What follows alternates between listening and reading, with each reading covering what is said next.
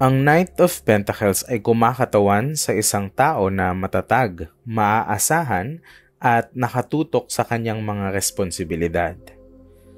Ang lakas niya ay nasa dedikasyon sa trabaho at siya ay nakatapak sa realidad ng buhay, kumbaga. Pero sa sobrang pagtuon niya sa mga praktikal na bagay, maaari siyang mawalan ng koneksyon sa mga mas malalalim na aspeto ng buhay. So essentially, ang Knight of Pentacles ay may tendency maging masyadong seryoso or maging masyado na siyang workaholic na hindi na siya nag-pay attention sa other things in life. So, ang Knight of Pentacles, hawak niya yung pentacle pero hindi niya ito tinitingnan. Sa halip, nakatingin siya sa malayo. 'Di ba? Ito yung kwento na pinapakita ni Rider-Waite. Yung tingin ng Knight ay nasa himpapawid, diretso kung saan siya patungo, hindi dun sa pentacle na hawak-hawak niya. So, in a way, sinasabi ng baraha dito na yun nga, nawala na yung connection niya sa tunay na pinagmumulan ng kanyang lakas. So, yung pentacle, of course, yung pentacle yung essence ng baraha na ito dapat yung pinagkukuhanan niya ng lakas. Pero, tila hindi niya pinapansin ito. Hawak niya ito, pero yung focus niya, talagang yung attention niya is nasa daan kung saan siya patungo. Hindi siya lumilingon sa iba't ibang direksyon, diretso lang. So, this can potentially signify yung pagkawala ng connection niya sa spiritual or emotional aspect ng pagkatao niya or yung pinanggalingan niya, yung root, kumbaga, ng strength ng Knight of Pentacles. Kasi, 'di ba, siya yung Knight of Pentacles. Pero kapag hindi niya pinagkukuhanan ng lakas itong Pentacles, sino na siya? 'Di ba? Ngayon, medyo may slight variation yung kay Gummy Bear Tarot tsaka si Rider-Waite sa depiction nila sa Knight of Pentacles. So, yung Gummy Bear Tarot kasi, pattern siya, yung mga kwento tsaka yung imagery na ginagamit niya, pattern siya kay Rider-Waite. Pinapalitan lang niya ng mga cute na gummy bear yung mga tao. Pero essentially, Rider-Waite pa rin siya. So, kung alam mo yung kwento or yung ibig sabihin ng baraha, alam mo pa rin na hindi talaga nakatingin yung Knight of Pentacles dun sa hawak niyang pentacle. Ang kaibahan lang is, of course, yung personality ng deck kung ano yung binabasa mo. Dito kasi kay Gummy Bear Tarot, kumbaga mas childish or mas cheerful yung personality niya. So, potentially, since mas mukhang nakatingin siya dun sa Pentacles, ang sinasabi ni Gummy Bear Tarot is, yun nga, yung advice na masyado kang seryoso. Ibalik mo yung tingin or yung attention mo dun sa deeper meaning ng ginagawa mo. Hindi yung work ka lang ng work na workaholic ka na, tapos dire-diretso ka lang, nakakalimutan mo na, what is this for? 'Di ba? Ano bang meaning ng lahat ng ito? Why are you working this hard? Tapos, para saan? Dito naman sa The Field Tarot, iba yung interpretation niya. Kasi yung Knight of Pentacles dito, nakalagay Princess of Discs. Tapos, obvious dito na nakatingin talaga yung Princess of Discs dun sa, kumbaga, yung pentacle na hawak-hawak niya. Pero dito, ito yung buwan. So, kung galing tayo dun sa actual na ibig sabihin or actual na sinasabi ng Knight of Pentacles kay Rider-Waite, pagdating natin dito kay Princess of Discs, mas may makikita tayong invitation. Kumbaga, kung kay Gummy Bear Tarot, sinasuggest niya lang na eto na nasa harap mo na.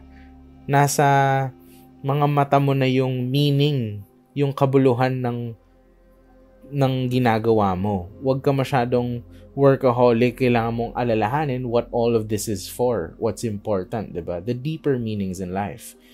Kung yung kay Gummy Bear Tarot is pinapakita niya lang sa'yo na eto na, nasa harap mo na. Si Princess of Discs naman sa The Field Tarot, talagang sinasabi niya sa'yo na tumingin ka. Tingnan mo yung buwan. Tingnan mo yung pentacles. Tingnan mo kung para saan yung ginagawa mo. Huwag mong kakalimutan na eto yung meaning ng lahat. This is what all of it is for. 'Di ba? Hindi yung dire-diretso ka lang.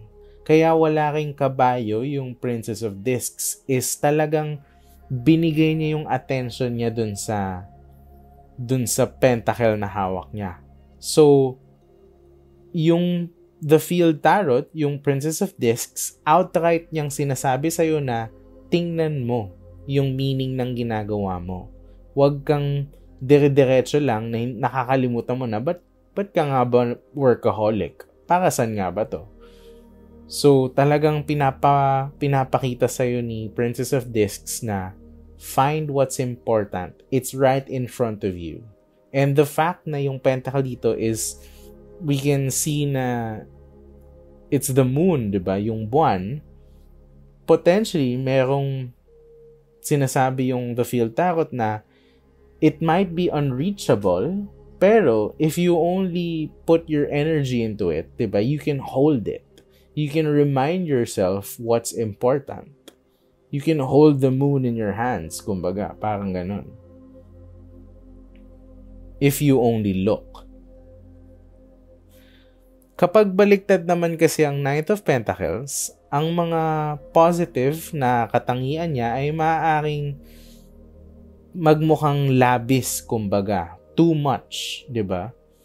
Yung dating katatagan niya ay nagiging stagnation. So, di ba nga si Knight of Pentacles is reliable siya, matatag siya, ganun. Tapos talagang kinakaya niya lahat, headstrong siya, pero minsan sumusobra. 'Di ba? Kapag masyado kang headstrong, sugod ka na lang ng sugod, hindi mo na alam kung bakit ka sumusugod. Tapos dire-diretso ka na, work ka na lang ng work, hindi mo na or wala nang makapigil sa'yo. So yun ang reverse. Mas obvious yung tendency ng Knight of Pentacles na yun kapag nakabaliktad siya. Kasi masyado na siyang stagnant. Yung dedication sa mga tungkulin niya nagiging sanhi na ng frustration imbes na kasiyahan. So, mas lalo na siyang naging workaholic. Nakalimutan niya na bakit niya ba ginagawa lahat ng to. So, ang mild na personality nung Knight of Pentacles, kapag sumobra, ay maaaring magdulot ng pagiging passive or kalungkutan. Lalo na kung may naipon na desire for change or adventure itong si Knight of Pentacles.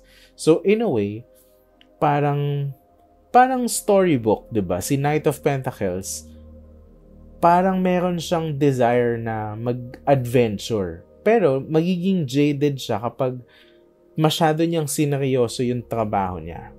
Kung puro siya duty, makakalimutan niya nang i-enjoy yung fairy tale kung nasaan siya, kumbaga. Siya nga yung Knight of Pentacles eh. Kaso, kapag in reverse siya, yung tendency niya is nakalimutan niya nang hanapin yung kaligayahan sa hard work na binibigay niya.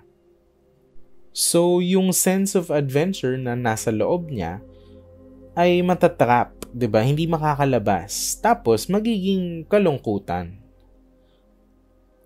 Ang baliktad na baraha na ito ay maaari ding magpahiwatig ng crisis, tulad ng isang tao na nagbigay ng buong buhay sa trabaho or pamilya. Parang lahat na, all of you binigay mo sa isang bagay, sa kung work man yan or sa family matters, tapos mawawala lang lahat. Kumbaga hindi nag-pay off yung investment mo. Kaya si Knight of Pentacles, kapag hindi niya naalala what all of this is for, tapos hindi siya nakapagtimpi, tapos talagang binigay niya lahat yung sarili niya, tapos hindi na siya masaya. Pag gumuho lahat yun, mawawala lahat, di ba? Magiging resentment yung feelings niya, magiging kalungkutan. So, merong crisis na mag-e-emerge doon kasi masyado niyang dinedicate yung buong buhay niya into one thing. Tapos, in the end, hindi din naman pala magiging maganda or hindi din lalago yung results. Maraming pwedeng reasons na posible sa ganitong sitwasyon. Pwedeng, kumwari, retirement na dinedicate mo yung most of your life sa work mo, tapos you have nothing to show for it, na sa end of it all, magre-retire ka lang naman, tas parang feeling mo hindi mo naman nakuha yung, di ba, hindi naman siya worthwhile. Pwede din namang pagpapalaki ng mga anak. Kunyari, magulang ka, tapos talagang binigay mo yung buong pagkatao mo. Parang sinurrender mo na yung mga pangarap mo, sinukuan mo na yung mga gusto mong gawin, yung dreams mo, para lang mapalaki yung mga anak mo. So, possible na maging resentment or kalungkutan yung transformation na mangyayari sa loob mo kasi na-trap yung dreams, yung sense of adventure mo hindi nakalabas dahil nga eto nga yung crisis na pagdadaanan mo dahil buong buhay mo or most of your life, grabe yung dedication na binigay mo, nakalimutan mo na yung kaligayahan na para sa'yo. So, yun yung possible na maging sanhi ng pakiramdam na pagkawala or kalungkutan. Parang dito sa The Field Tarot, kapag nakabaliktad na yung Princess of Discs, mas may bigat yung kwento na pinapakita niya. Parang pinanghahawakan niya yung buwan, 'di ba? Imagine, hawak-hawak mo yung buwan tas ayaw mong bitawan. It could represent yung dreams na hindi niya nakuha, yung kaligayahan na hindi niya na mababawi kasi iba yung pinag-dedicate niya ng buhay niya at ng panahon niya. So, parang bigat na siya, mahuhulog na siya, hindi niya na makukuha ulit. Dahil yun ang tendency ng Knight of Pentacles, especially in reverse. Kapag masyado nating binigay ang sarili natin sa isang duty o sa isang work kung saan dinevote na natin yung buong pagkatao natin, pwedeng maging sanhi ito ng kalungkutan at frustration, lalo na in times of crisis kapag sa dulo, mabibigo ka din naman. Yun ang sinasabi ng Knight of Pentacles. Hanggang sa muli, like and subscribe para makita niyo mga videos namin tungkol sa tarot cards at kung anong sinasabi ng bawat baraha.